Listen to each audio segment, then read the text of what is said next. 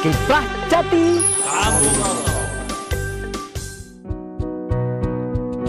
Treasure, that is what you are.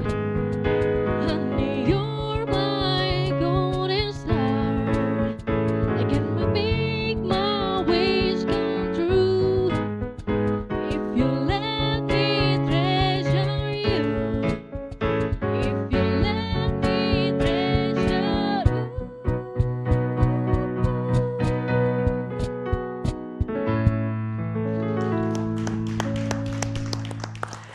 Ya, terima kasih para penonton Dhamma TV yang kami muliakan. Salam sejahtera, selamat berjumpa kembali. Sebagaimana biasa, karena Dhamma TV selalu damai di hati.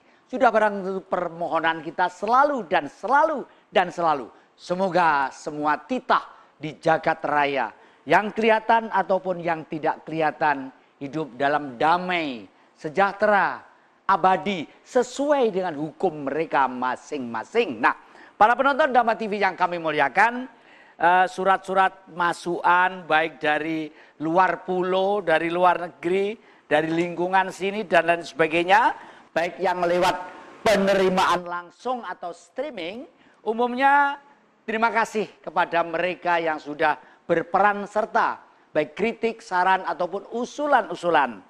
Dan hari ini sekali lagi Puri Agung Asoka ini menerima tamu-tamu agung. Memang sengaja masih beliau-beliau yang kita harapkan untuk bisa terus-menerus bercerita tentang judul minggu-minggu yang lalu. Memang kelihatannya kita ini tidak harus capek, tidak harus berhenti, dan bahkan harus berkobar dengan semangat yang tinggi tentang filsafat negara kita yang namanya Pancasila. Karena tanpa Pancasila, yakin seyakin-yakinnya negeri ini akan tidak tahu jadinya akan jadi apa. Ya, para penonton Dhamma TV yang kami muliakan, tugas kita semuanya adalah menjaga negeri kita yang tercinta ini.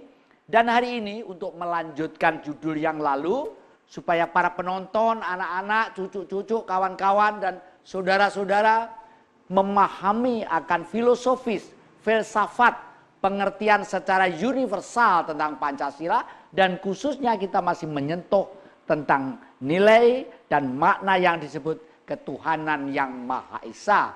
Atau dalam bahasa modernnya, aplikasi atau pelaksanaan perwujudan dengan segala bentuknya. Bagaimana sih kira-kira ketuhanan yang Maha Esa ini? Dan hari ini kelihatannya sudah datang tamu-tamu tadi jam kira-kira 6:30. Saya sudah didodok pintu saya oleh beliau-beliau ini karena pengen selak ketemu dengan Anda semuanya. Dari sini adalah Ki Indarwanto ya. Rayu. Lalu dilanjutkan adalah Mas Marjuki. Saya panggil Mas gitu aja karena semangatnya seperti Mas yang berkilau untuk supaya IQ generasi muda nanti itu betul-betul sistematis, termanage dan terplanning dengan rapi sebagai makhluk yang dimuliakan Tuhan. Nah, indah. Dan selanjutnya adalah duta besar keliling kita yang dengan seni bela diri, iya. Beliau keliling ke Asia ini paling tidak, beliau adalah Ki Gundono ya. Dan sebelah sana para hadirin, kalau para penonton pernah melihat film Sang Kiai, kelihatannya tokoh yang membuat cerita itu akan juga mengibarkan cerita-cerita yang mendasar tentang kultur budaya, bagaimana religi di negeri ini. Beliaunya adalah anggota Farvi, Mas Dimas ya, Mas Dimas Agus. Yang tidak tahu nanti biar diceritakan sendiri ya, tepuk tangan untuk Mas Agus. Dan juga analisis kita, analisis itu selalu melihat sesuatu dengan rasio dan pikiran yang tidak emosional, selaras, serapi, dan seimbang antara jiwa, emosi, dan pikiran.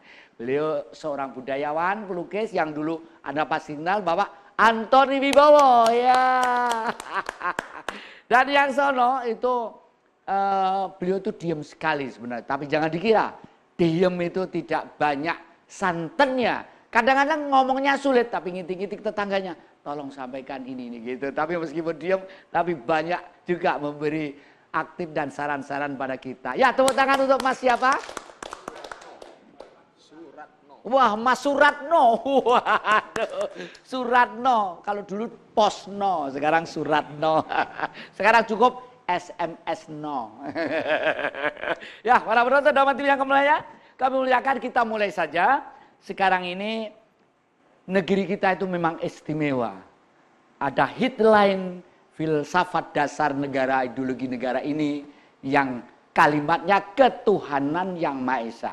Sudah barang tentu di samping yang lalu kita ingin meneruskan makna dan perwujudan perilaku, kalau warna merah atau biru atau kuning atau putih, kalau jalan lari apa, jalan apa, berangkang, biarlah diterangkan oleh beliau-beliau. Kita mulai saja dari Ki Indarwanto ini. Monggo Ki, kami persilakan. Terima kasih Ki Jati. Kita berbicara ketuhanan yang Maha Esa. Kalau kita lihat dari aspek etimologis, ya. Di sini ada core atau inti ketuhanan. Ini kalau di dalam syariat Islam itu disebut ilah. Gitu ya. Jadi ilah itu sesembahan. Ketuhanan berarti sejumlah sesembahan. Namun karena ketuhanan di sini diberi yang Maha Esa, maka di sini bangsa Indonesia harapannya adalah sesembahannya itu tunggal, yaitu Tuhan yang Esa itu sendiri. Nah, pemirsa, pada saat kita berbicara tentang ilah, ya, kalau di dalam bahasa aslinya la ilah, tidak ada sesembahan. Ilah yang patut disembah Allah, yaitu Allah. Kemudian Allah itu lidah saudara kita ini macam-macam. Sebanyak ragam bahasa yang ada di dunia ini. Bahkan bahasa yang tidak kita kenal karena ketidakmampuan kita. Itu juga menyebut Allah atau Allah atau sebutan-sebutan yang lain. Nah, dari sini harus disepakati bahwa yang namanya sesembahan itu, ini maaf ya, itu bisa banyak ya, karena sesembahan. Tetapi namanya Tuhan itu tunggal, Esa. Karena itu, ketuhanan yang Maha Esa di dalam Pancasila itu boleh dipersepsi, boleh difahami menurut keyakinan masing-masing. Karena itu, pada saat seseorang mengklaim bahwa hanya agama yang dipeluknya saja yang pantas berada di dalam sila pertama, maka pada saat itu dia sudah terjebak kepada ilah-ilah yang jumlahnya banyak itu. Bentar. Ini menarik sekali. Jadi bangsa kita sebagai bangsa yang berketuhanan yang Maha Esa, itu silahkan. Apa istilahnya, apa caranya gitu ya. Ini saya pengen, Pak Marzuki, tolong pola pikir seperti ini kelihatannya kok menarik sekali. Sehingga Pak Indar tadi mengatakan ketuhanan yang Maha Esa itu pada hakikatnya memberi peluang yang luas kepada kepercayaan dengan bahasa apapun untuk ketemu dengan Tuhannya. Dan Tuhan itu kan satu, tapi bahasanya kan macam-macam gitu. Bagaimana nih rasionalnya untuk zaman modern, bagaimana kira-kira? Ya, baiklah. Itu memang benar. Dalam suatu dimensi, satu perubahan pola pikir seseorang dari dulu sampai sekarang, dan saat sekarang lebih banyak mengarah sesuatu yang real.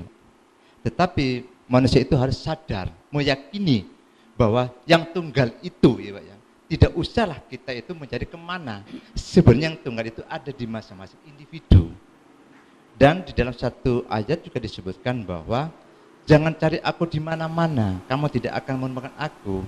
Dan aku tahu apa yang kamu ada dalam hatimu, karena aku dekat denganmu dari urat nadimu. Nah, disinilah secara demi keseluruhan bahwa Tuhan itu yang Maha Tunggal itu, Tuhan itu berada di mana-mana dan mereka mengayumi.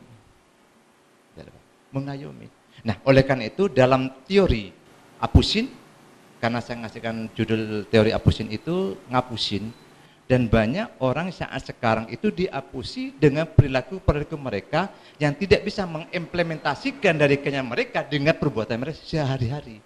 Jadi, suatu contoh, ya Pak ya, seorang perampok mencuri, nanti kalau mereka habis mencuri kemana? Yang gitu Pak ya, nggak ada orang, ya Pak ya. Padahal yakin bahwa Tuhan menugaskan duta-dutanya di masing-masing individu.